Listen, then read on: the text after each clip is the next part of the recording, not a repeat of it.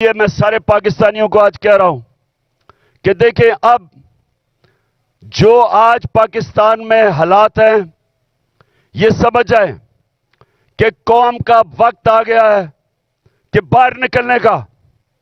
मैं निकल रहा हूं, जान को खतरा है। दो दफा मेरे ऊपर कातिलाना हमले मारने की कोशिश की गई। मैं नाम लेता हूं, दोनों दफा इनके पीछे जनरल फैसल नसीर था। मुझे भी इसने मारने की कोशिश की और ये पीछे था जो तशद्दुद हुआ आजम स्वाति पे, उसके पीछे भी यही था। अरशद शरीफ के कत्ल के पीछे भी यही था। और मुझे नहीं समझ आ रही कि एक बिलावल भुट्टो के कहने पे जनरल बाजवा ने कराची के अंदर एक सेक्टर इंचार्ज आईएसआई का तब्दील कर दिया।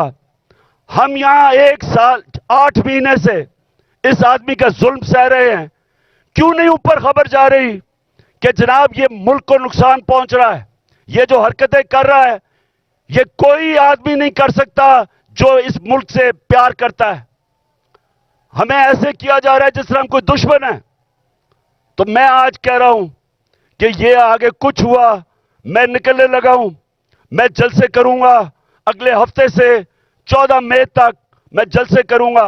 कुछ मुझे हुआ, सारी कौम को कह रहा हूं कि जनरल फैसल नसीर का नाम याद रख लो, ये जिम्मेदार होगा। और मेरी कौम, जिस तरह आज आप सारे निकले हैं गांव में, मोहल्लों में, जिस तरह आपने अपने आइन के साथ खड़े हुए हैं और जो चीफ जस्टिस आइन के साथ खड़ा है जिस तरह उसके साथ खड़े हुए हैं, मैं आज आपको सलाम पेश करता हूं। आप एक जिंदा कौम बन गए हैं। ये याद रखेंगे, जब एक कौम का आइन गया, इसका मतलब उसका कानून गया, इसका मतलब उसका इंसाफ का निजाम गया, इसका मतलब कि रूल ऑफ लॉ गया, और इसका सबसे बड़ा मतलब कि उस कौम की आजादी गई। वो कौम गुलाम बन गई। वो कौम जंगल के कानून में ताकत की हुक्मरानी की वजह से ताकतवर की गुलामी करती है। तो ये हमारी ये सियासत नहीं हो रही। आजादी के लिए सियासत नहीं करता, आजादी के लिए जहाद होती है। ये हम जहाद लड़ रहे हैं। हम अपने मुल्क को आजाद करने के लिए, कानून की हुक्मरानी कायम करने के लिए हम सब जहाद लड़ रहे हैं। और आपने अब मेरे साथ चल रहे हैं। मैं अब निकलने लगा हूं और इंशाअल्लाह हम तब तक सांस नहीं लेंगे जब तक इलेक्शन करवा के इस मुल्क को आजाद नहीं करते। एक भेड़ बकरियों वाली कौम चुप करके इनको पाकिस्तान का आइन तोड़ने देंगे? किसी गलत फहमी में ना रहें।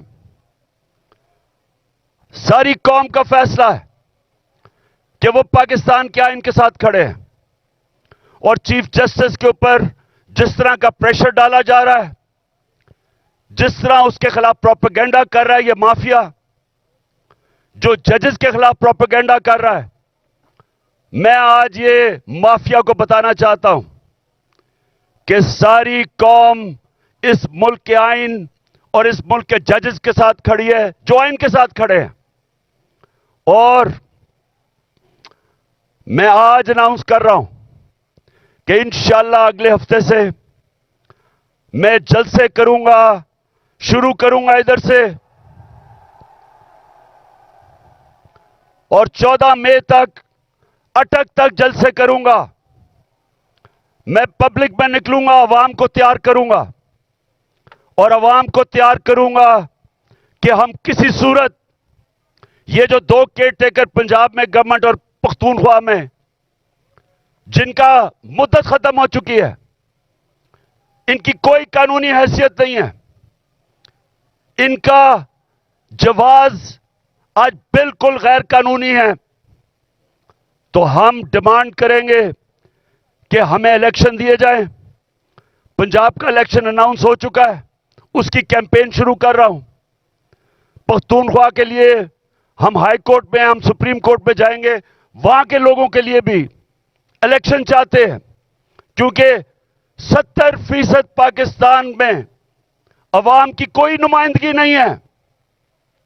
हमारा आइन पाकिस्तान का कहता है कि अल्लाह की हाकमियत के बाद अवाम के नुमाइंदों की हाकमियत है।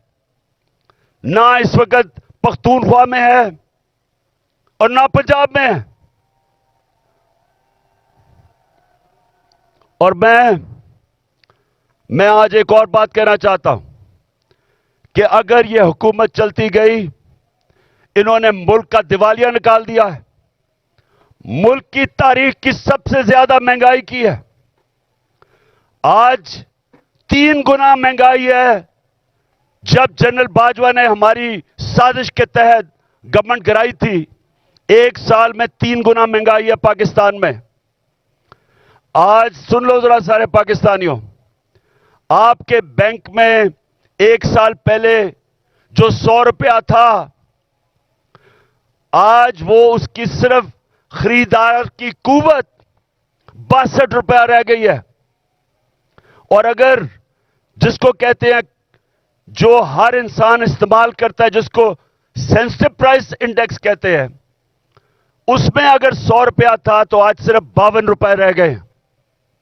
यानी कि तकरीबन आधा पैसा हो गया आपका 1 साल के अंदर, जब से ये इंपोर्टेड करप्ट लोगों की हुकूमत आई है, एनआरओ वाली हुकूमत आई है।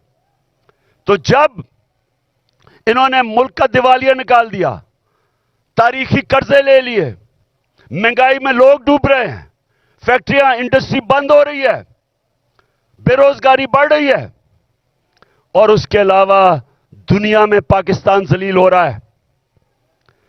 जो बिलावल भुट्टो हिंदुस्तान गया है, जिस तरह का वहां रवैया हिंदुस्तान के फॉरेन मिनिस्टर का था, ये हम सब के लिए शर्मिंदगी का बायस है। सवाल ये पूछते हैं कि सारी दुनिया के चक्कर लगा रहे हो बिलावल भुट्टो, पहले बताओ, जाने से पहले आप ये किसी से पूछते हैं कि जब आप एक मुल्क का पैसा खर्च कर रहे हैं, डॉलर खर्च कर रहे हैं ट्रिप्स पे, तो उसका फायदा और नुकसान क्या होगा? क्या फायदा हुआ आपको हिंदुस्तान में जाके, जिस तरह का उसने जुबान इस्तेमाल की है? और मैं आज हिंदुस्तान के फॉरेन मिनिस्टर को भी कहना चाहता हूं कि क्या आप में कोई तहजीब नहीं? क्या आप में कोई एटिकेट नहीं कि हमारे आपके मुल्क में एक मेहमान आता है, या तो उसको बुलाए ना, लेकिन बुला के इस तरह जलील करना, यह हिंदुस्तान पे रिफ्लेक्ट कर रहा है।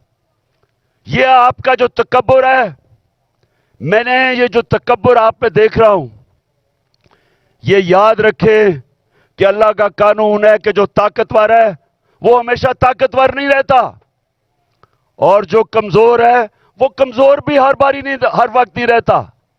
इंशाल्लाह हमारा मुल्क उठेगा और कानून की हुक्मरानी के ऊपर हम खड़ा करेंगे, रूल ऑफ लॉ पे इस कौम को खड़ा करेंगे और इंशाल्लाह एक अजीम मुल्क बनाएंगे।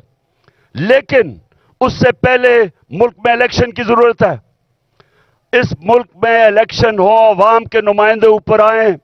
ये जो घुसपैठिए साजिश के तहत पैसे, चोरी के पैसे से लोगों को खरीद के, और ये जो ऊपर आके बैठे हैं, ये जब तक है मुल्क नीचे जाता रहेगा।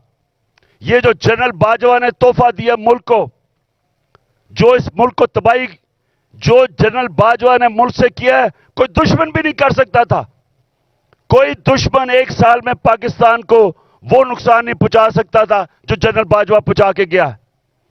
और ये जो शहबाज शरीफ है, मैं इससे सवाल पूछता हूं कि तुम बरतानिया क्या कर रहे हो?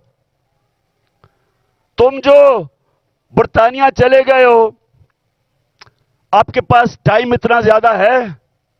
क्या आपको पता नहीं कि यहां 2 दिन पहले 6 हमारे फौजी शहीद हुए? 7 पारा चिनार में टीचर को उन्होंने गोलियां मारी। महंगाई तारीखी है। इन हालात के अंदर तुम कैसे मुल्क छोड़ के वहां चले गए? क्योंकि पैसा तुम्हारा बाहर पड़ा है, भाई तुम्हारा मफरूर बाहर बैठा हुआ है, बिजनेसेस आपकी बाहर हैं, बच्चे आपके बाहर हैं, आपकी बिजनेसेस, बच्चे, आपके इलाज, सब कुछ मुल्क से बाहर है। तो मुल्क सिर्फ पैसा बनाने के लिए आते हैं, इसलिए